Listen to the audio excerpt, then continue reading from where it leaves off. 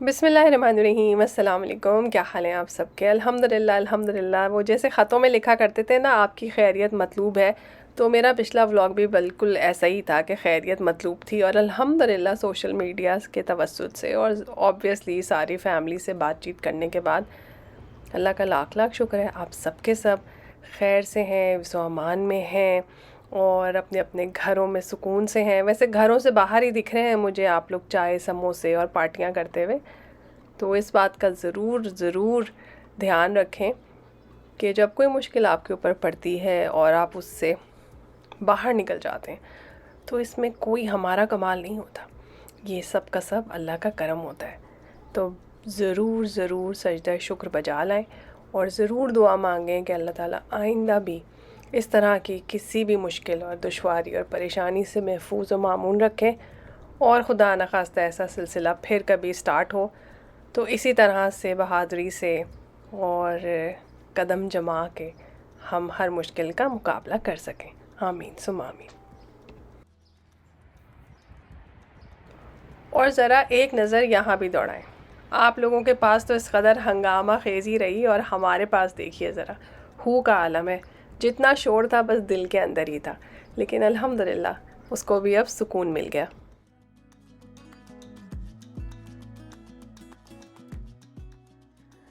जो लोग इतने अरसे से मेरे साथ हैं बहुत अच्छे से जानते होंगे कि मैं कोई किचन का शेर हूँ नहीं, है ना। आपको अंदाज़ा तो हो ही गया होगा कि कोई बहुत ही मैंने तीर कमान लेके जो है वो बड़े बड़े निशाने नहीं दागे हुए किचन के अंदर, मुझे आता कुछ नहीं है।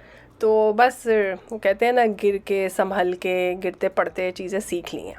तो यहाँ पे है सौंफ, राई और मेथी दाना, यहाँ पे है अजवाइन और कलौंजी, और यहाँ पर है नमक, हल्दी, मिर्च, गरम मसाला, धनिया पाउडर। साइड में आपको दिख गया कि वहाँ पे हमने थोड़ा सा अदरक काटा हुआ है, लहसुन है, हरी मिर्चें हैं, कैरियाँ 3 थी, आपको 2 दिख रही हैं। अच्छे से धो के खूब अच्छे से पोंछ के ड्राई किया। उसके बाद कैरियों को छोटे छोटे हिस्सों में तकसीम कर लिया। आप चाहें तो इनका छिलका उतार सकते हैं, ठीक है। तो बाद में वो कर रही थी कि मैं किचन का शेर तो हूँ नहीं, लेकिन जब मैं कोई नया काम करती हूँ ना तो खुशी बहुत होती है कि हाय हम भी कुछ ऐसा करने के काबिल हो गए। तो यहाँ पे मैंने थोड़ी देर के लिए सारी सब्जियों को रख दिया है धूप में। आप चाहें तो पंखे में रख दें, क्योंकि यहाँ से थोड़ी देर बाद मैं अंदर ले गई थी और मैंने इसको फ़ैन में रख दिया था। तो 2 से 3 घंटे ना खुश्क होने दें। उतनी देर में ड्राई रोस्ट करना है मसालों को। अच्छा, ये मसाले अगर आप सही से भूनेंगे नहीं तो इसमें राई की कड़वाहट आएगी। अगर बहुत ज़्यादा जला देंगे तो भी मज़ा नहीं आएगा। तो हल्की आंच पे थोड़े हौसले से ये काम करें। सौंफ, राई और मेथी दाना जब मैंने अच्छी तरह से भून लिया तो इस वक्त मैंने चूल्हा बंद कर दिया, यानी कि सिर्फ फ्राइंग पैन गरम है। तो 1-2 मिनट मैंने अजवाइन और कलौंजी को इस पर रखा है और आप देखें डांस कर रही हैं दोनों, हालांकि चूल्हा तो बंद था।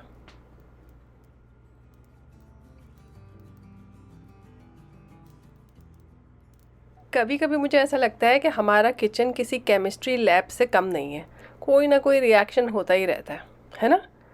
अच्छा खैर, अब हमने जो है ये जो मसाले थे इनका पाउडर बना लेना है। और पाउडर जो है वो मैंने थोड़ा सा मोटा मोटा सा बनाया है।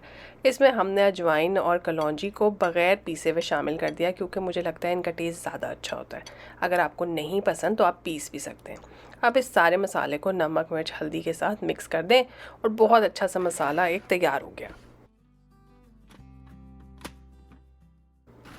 लोग इंतज़ार में सूखते हैं और ये पंखे में पड़े पड़े सूख गई थी सबकी सब। तो इन्हें मैंने अच्छी तरह से चॉपर में देखें कैसा कर लिया। बारीक पेस्ट नहीं बनाना है, ज़रा मोटा मोटा रखें। और अगर आप छिलका उतार देंगे ना तो ये इंस्टेंट अचार है, फटाफट तैयार हो जाएगा। लेकिन छिलके की वजह से शायद आपको 1-2 दिन इंतज़ार करना पड़े। वैसे आपस की बात है, हमने तो फ़ौरन ही खाना शुरू कर दिया, बहुत मज़े का लग रहा है। तो जो मसाले पीसे थे वो उसमें डाल दिए हैं और साथ में डाल दिया है 3 से 4 टेबल स्पून इसके अंदर सिरका। और जो हमने तेल गरम किया था उस तेल को अब हमने कर लिया है ठंडा, और ये था सरसों का तेल। अगर आप सरसों का तेल जानते ही होंगे, उसका एक स्मोक लेवल होता है, तो वो तेज़ गरम करना है, धुआं निकलने लगे बंद कर दें, तो ज़रा ठंडा हो जाए फिर आपने अचार में शामिल करना है। तो देखा कितनी जल्दी से अचार बन गया और मैं ख़ुद हैरान हो गई। एक ज़माने में मैं सोचा करती थी अचार बनाना क्या तोप काम होता है, वैसे होता है, ये इंस्टेंट अचार है, मैंने ज़रा जल्दी से बना लिया है। इसलिए ताकि आप लोग भी बना सकें। तो साथ में ज़ाहिर है अब अचार पे तो ज़िंदगी नहीं गुजरती, तो यहाँ खाना तो पकाना है। कीमा मैंने रख दिया है ताकि उसका पानी ड्राई हो जाए, और साथ में जो है वो हम यहाँ पे पकाने लगे हैं गोभी। राई, कलौंजी, ज़ीरा आपने थोड़ा सा तड़का लेना है। फिर इसके अंदर आपने डाल देना है टमाटर, थोड़ा सा डलेगा इसके अंदर प्याज। आप चाहें तो एक प्याज ब्राउन कर सकते हैं, और इसी तरह से साथ साथ हम कीमे का भी काम करेंगे। कीमा अच्छी तरह से भुन गया है, उसके अंदर हम डाल देंगे प्याज। आप चाहें तो पहले प्याज फ्राई करें और बाद में उसमें कीमा फ्राई कर दें। मसाले वही बेसिक जाएंगे, नमक, मिर्च, हल्दी, धनिया पाउडर, दैट्स इट। उसमें भी यही गया, इसमें भी यही गया। बस अच्छी तरह से भून लें। दोनों देगचियों में मैंने डाला है अदरक लहसुन का पेस्ट।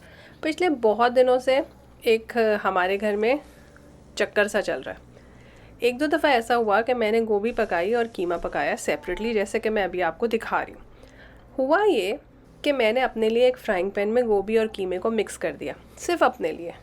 आप यकीन करें, पब्लिक ने इंडिविजुअल कीमा और गोभी तो खाया ही नहीं। जो मैंने गरीब ने अपने लिए बनाया था वो खा के ख़त्म कर दिया। तो अब मैंने सोचा है कि जब भी हमारे घर में कीमा बनेगा उस दिन हम गोभी भी पकाया करेंगे। इस तरह से हमारे पास एक प्लेन कीमा होगा, एक प्लेन गोभी होगी और एक गोभी कीमा होगा, क्योंकि घर में हर आदमी जो है वो अपनी मर्ज़ी की चीज़ खाना पसंद करता है। अब बताइए ज़रा, कोई सिर्फ कीमा खा रहा है, गोभी नहीं खा रहा, कोई गोभी नहीं खा रहा, गोभी कीमा खा रहा है। क्या कन्फ्यूजन है यार। आप लोगों के घर में भी ऐसा होता है? मुझे तो ऐसा लगता है कि हमने ही बिगाड़ दिया है अपने बच्चों को और अपने घर वालों को, है ना। हम ही ऐसे इनके लाड उठा उठा के इनको यहाँ तक ले आए। तो खैर जी, ऊपर अदरक डलेगी, हरी मिर्चें, धनिया डलेगा, लेमन जूस डलेगा। तो वहाँ पे हमारा खाना तैयार, यहाँ पे हमारा अचार तैयार। बहुत अच्छे से बॉटल साफ़ होनी चाहिए, अच्छे से पोंछ के, कोई पानी नहीं होना चाहिए। और आप चाहें तो इसको इसी वक्त खा सकते हैं, जो कि हमने खाया भी। लेकिन चूँकि इसमें ऊपर छिलका है तो आप इसको धूप में भी रख सकते हैं 4 से 5 दिन। अल्हम्दुलिल्लाह हफ़्ते वाला दिन ऐसा था कि दिल को सुकून था। मुझे तो सच्ची बात है, जहाज़ों से ज़्यादा जहाज़ उड़ाने वालों की फ़िक्र थी। अल्हम्दुलिल्लाह सब के सब बख़ैर व आफ़ियत अपने अपने घरों को वापस आए। आप सबको बहुत मुबारक हो। मुझे यकीन माने, उन माँओं का बहुत ख़्याल आ रहा था कि जिनके बच्चे हमारी हिफाजत के लिए हवाओं में हैं। अल्हम्दुलिल्लाह अल्हम्दुलिल्लाह उन सब का भी बहुत शुक्रिया, और उन सबको अपनी दुआओं में याद ज़रूर रखिएगा। तो इस खुशी में हमने सोचा कि कुछ मीठा बनाया जाए। क्या ख़्याल है? ब्लूबेरी में डाल दिया मैंने थोड़ा सा मैदा, ताकि वो कोट हो जाए और जब हम उसे अपने बैटर में डालें तो वो अंदर डूब ना जाए।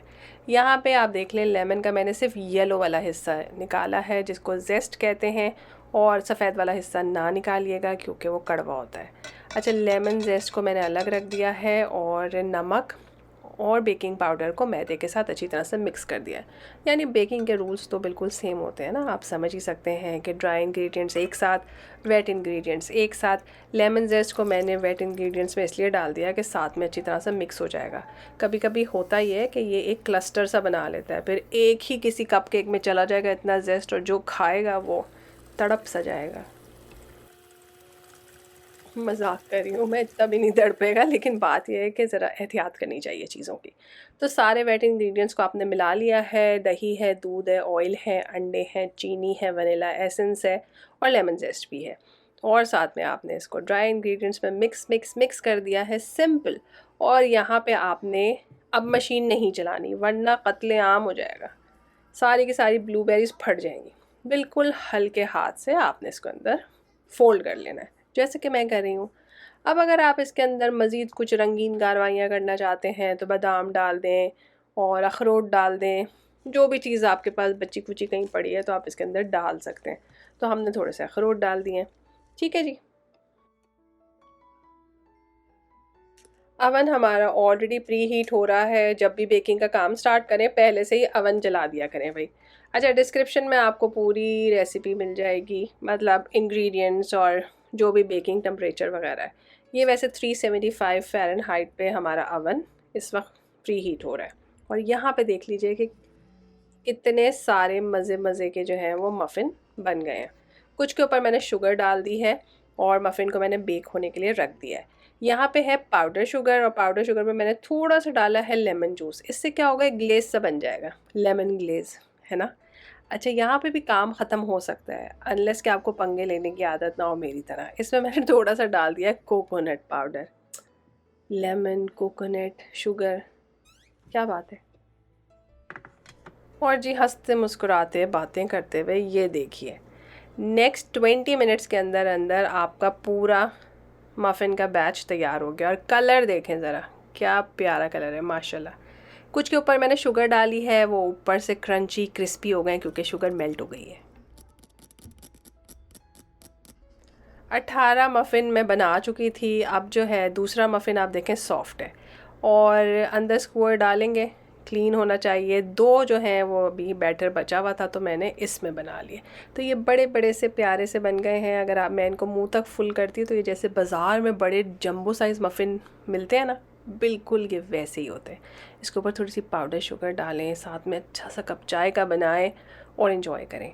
3 दिन तक आप इन्हें फ्रिज से बाहर रख सकते हैं। उसके बाद आप चाहें तो इन्हें फ्रीज़ कर सकते हैं पूरे 2 महीनों के लिए। आपको पता है 2 महीने के लिए फ्रीज़र में रह सकते हैं ये। तो आज के दिन में आप देखें मैंने क्या क्या काम किया है। वैसे ऐसे देखो तो लग रहा है इतना कम काम किया है, लेकिन यकीन माने बहुत काम था। तकरीबन 2-2.5 घंटे लग गए ये सब करने में। और बर्तन साथ साथ धोते जाएं। ये मत समझिए कि मैं भूल गई ग्लेज़ को। ज़ाहिर है मफ़िन ठंडे होंगे तो आप उसके ऊपर ग्लेज़ डालेंगे ना। बस ये ठंडे हो जाएं तो डालें। अगर गर्मा गर्म मफ़िन पे डालेंगे तो 2 चीज़ें होंगी, ये इस तरह से ग्लेज़ का लुक नहीं देंगे लेकिन ये अंदर तक चले जाएंगे। तो उसका भी अपना ही मज़ा है, आपकी चॉइस है जैसे आप करना चाहें। और यहाँ पर आप देख लें इसको अंदर से, वैसे तो इसमें शुगर वगैरह ऑयल भी है, लेकिन अगर ब्लूबेरी को ही देखें और बाकी चीज़ों को नज़रअंदाज कर दें तो ब्रेकफास्ट के लिए परफेक्ट है, लंच बॉक्स के लिए परफेक्ट है, टी पार्टी के लिए ज़बरदस्त। इस इतवार को जब मेरी आँख खुली सुबह तो गैर मामूली सी हलचल महसूस हुई। मुझे ऐसा लगा कि बहुत सुबह सुबह बच्चे उठ गए हैं, शायद उनकी आँख जल्दी खुल गई है, तो अब मैं उनको नाश्ता बना के दूँ। जब मैं ऊपर आई तो इस कदर मेरे लिए प्यारा सरप्राइज़ तैयार किया हुआ था बच्चों ने, और टेबल के ऊपर अच्छा सा सेटअप। मुझे नहीं पता ये सब चीज़ें कब आईं, कब सजाई गईं, क्योंकि हम तो पिछले 4-5 दिनों से और ही मसले मसाइल में उलझे हुए थे। किचन में गई तो अंदर ऑमलेट बनाया जा रहा था। वैसे मेरा दिल तो ये था कि मैं इसकी पूरी हालत आपको दिखाती, लेकिन अब मैंने नहीं दिखानी क्योंकि मैं बच्चियां मेरी नाराज़ हो जाएंगी कि अम्मा ऐसे ना करें। तो फिर मैं बाहर बैठ गई इंतज़ार में कि जब ये मुझे कहेंगे कि अम्मा हमने आपका नाश्ता बना लिया, आप अंदर आ जाएं। तो देखें माशाल्लाह माशाल्लाह कितना प्यारा उन्होंने इंतज़ाम किया था, और देख के मेरा दिल इतना खुश हुआ। वैसे तो मेरी बच्चियाँ आप लोगों को लगता है कि बड़ी लाइक फ़ाइक हैं, लेकिन अल्हम्दुलिल्लाह बिल्कुल मेरे पे ही गई हैं। इनकी उम्र में जितनी नालायक मैं थी घरदारी में, मुझसे थोड़ी बेहतर हैं। उसका कुछ रीज़न शायद मैं भी हूँ, और मेरे नालायक होने के पीछे भी मेरी अम्मा थी, कभी काम करने ही नहीं दिया। शायद परफेक्शनिस्ट होते हैं, या हमें लगता है कि जितना कचरा ये मचाएंगी काम करने में उतनी देर में हम फटाफट काम करके किचन समेट के घर से बाहर भी चले जाएंगे। तो वो इस वजह से जो है वो शायद हम लोग ही इन पर ट्रस्ट नहीं करते। लेकिन यकीन माने आप जब भी अपने बच्चों पर ट्रस्ट करेंगे वो आपको इसी तरह से सरप्राइज़ करेंगे इंशाअल्लाह ताला, और अच्छा सरप्राइज़।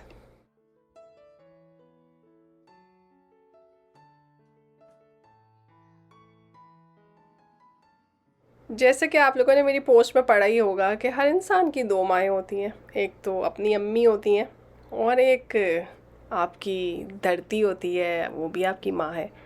तो इन दोनों को हर वक्त, हर दिन, हर मिनट चेरिश करना चाहिए, शुक्र अदा करना चाहिए, ख्याल रखना चाहिए, और उनके लिए कुछ ना कुछ अच्छा ज़रूर करना चाहिए। लेकिन कभी कभी अगर आप इन्हें पैम्पर कर लें तो मैं ज़्यादा माइंड नहीं करती, इसलिए क्योंकि उस दिन मुझे नाश्ता नहीं बनाना पड़ा, तो I am very happy about it.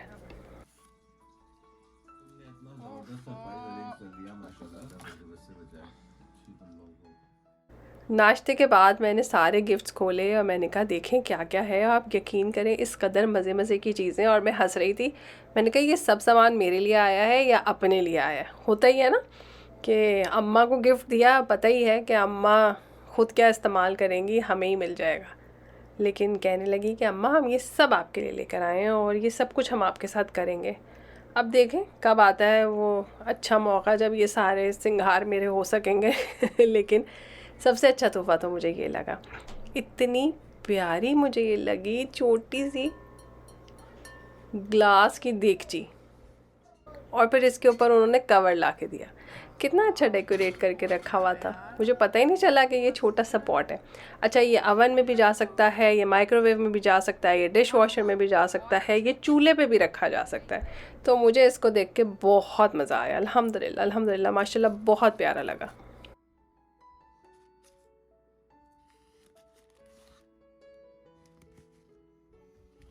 और जैसा कि मैं हमेशा आप लोगों से कहती हूँ, अपनी खुशियों में दूसरों को ज़रूर शामिल किया करें, ठीक है, और दूसरों के गमों में ज़रूर शामिल हुआ करें।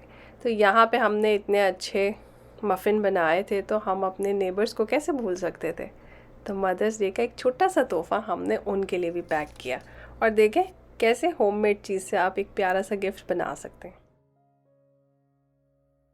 तो मेरी बहुत प्यारी दोस्तों, आपका बहुत बहुत शुक्रिया। जितनी दुआएं आप मुझे भेजती हैं, यकीन माने डबल और ट्रिपल करके मैं वो आपकी तरफ वापस रवाना कर देती हूँ। अल्लाह ताला सब दुआओं को कबूल फ़रमाए और हमेशा अच्छी बात करें, पॉजिटिव बात करें। क्या कभी कोई बच्चा, उसे सबूत देना पड़ता है कि वो अपनी माँ से कितना प्यार करता है? मुल्क का मामला भी ऐसा ही है। आप हमेशा अपने मुल्क के साथ खड़े होते हैं। पॉजिटिव रहिए, पॉजिटिव सोचिए, क्योंकि ये सब दिल के मामले हैं और इनको सिर्फ दिल वाले ही समझ सकते हैं, है ना। खुश रहिए, आबाद रहिए। चैनल को लाइक और सब्सक्राइब ज़रूर कीजिए अगर आपका दिल चाहता है तो। फिर मिलेंगे एक नए मज़ेदार से व्लॉग में, तब तक के लिए अल्लाह हाफिज़।